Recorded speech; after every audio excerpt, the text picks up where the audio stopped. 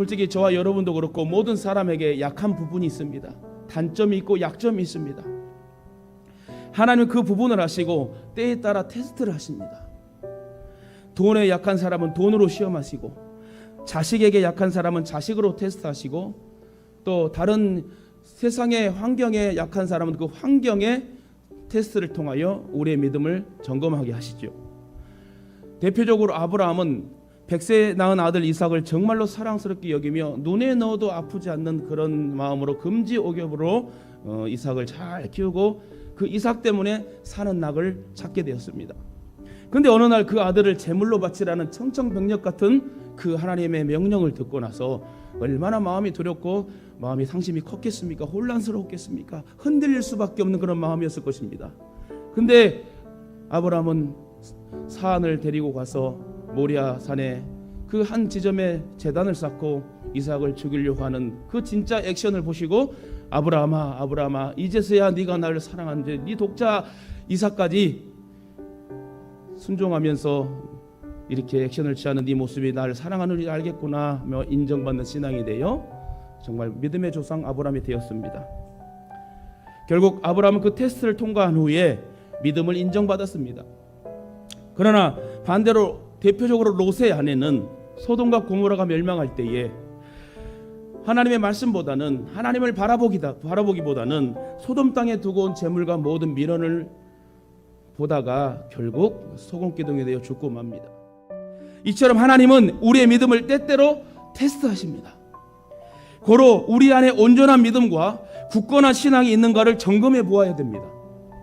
내가 가진 믿음이 탐욕적인 믿음인가, 아니면 주님의 말씀에 순종하는 깨끗한 믿음과 마음인가를 날마다 돌아보아야 된다는 것입니다.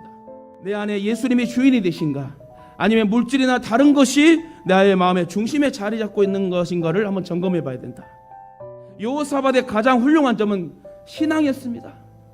그가 철저한 신앙을 가지고 하나님을 온전히 섬기자 하나님께서 여호사밧과 항상 함께 동행해 주셨대요. 당시에 북왕국 이스라엘은 일찍이 하나님을 떠나 우상숭배에 빠졌습니다. 그러나 여호사밧은 철저히 하나님만 섬기며 말씀을 지켰습니다. 역대하 17장 여러분 3, 4절 보니까 여호와께서 여호사밧과 함께 하셨으니 이는 저가 그 조상 다윗의 처음 길로 행하여 바알들에게 구하지 아니하고 오직 그 부친의 하나님께 구하며 그 계명을 행하고 이스라엘의 행위를 쫓지 아니하였습니다. 이처럼 예수님을 믿는 우리들은 어디서나 최선을 다해야 됩니다.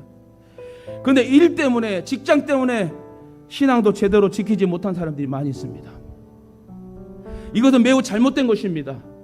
우리가 최선을 다하는 것은 그렇게 해야만 우리가 살 수 있기 때문이 아닙니다. 그것이 하나님께서 기뻐하시는 일이기 때문에, 그래서 우리가 최선을 다하는 거예요. 그런데 믿음도 제대로 지키지 못하면서 직장에 매이고 일에 매이고 다른 세상의 모든 일에 얽매인다면 하나님의 백성에 합당한 자세가 아닙니다. 지금 우리는 하나님을 모르는 사람들과 함께 지금 살아가고 있습니다. 우리 주위에는 예수 믿는다고 하면서도 세상 사람들과 다를 바 없는 그런 삶을 사는 사람이 많아요. 우리가 세상 사람들처럼 살지 않고 그들의 행위를 본받지 않고 온전히 하나님을 섬기며 그 말씀에 순종하여 살아갈 때 하나님 우리와 함께 해주신대요. 하나님께서 함께 하시면 세상이 아무리 어려워도 염려할 필요가 없습니다. 우리가 어떠한 상황에도 굳건한 신앙으로 흔들리지 않는다면 전능하신 하나님께서 얼마든지 돌봐주시며 축복의 환경을 만들어 주신다는 거예요. 사실 오늘날도 악한 마귀는 인간의 마음을 유혹하면서 여러 가지 방법으로 가정을 흔들어 놓습니다. 어려운 문제 자체가 가정을 흔드는 게 아님을 알아야 돼요. 그 문제를 이용한다는 거예요. 마귀가 가족들의 마음을 갈라놓는 사실을 여러분 아십시오. 서로 미워하게 만들고요, 원망하게 만들고 싸움의 상황을 재현시킵니다. 그러면 우리는 속지 말아야 됩니다. 오히려 가정의 화목을 방해받는 것이 있으면 과감하게 제거할 수 있는 용기가 있어야 돼요. 그런 것들은 모두 사단의 덫입니다. 흔들리지 않는 굳건한 신앙, 이것만이 나를 모든 상황에서 이길 수 있게 한다는 것입니다. 저와 여러분도 여호사밧 왕처럼 모든 상황에 여호와 하나님 앞에 얼굴을 땅에 대며 엎드려 절하고 경배합시다. 전쟁을 그러면 평화로 바꾸고 두려움을 찬송으로 바꾸는 기적의 역사가 나타나게 될 줄 믿습니다. 그러므로 저와 여러분 오늘 말씀을 듣고 결단하세요.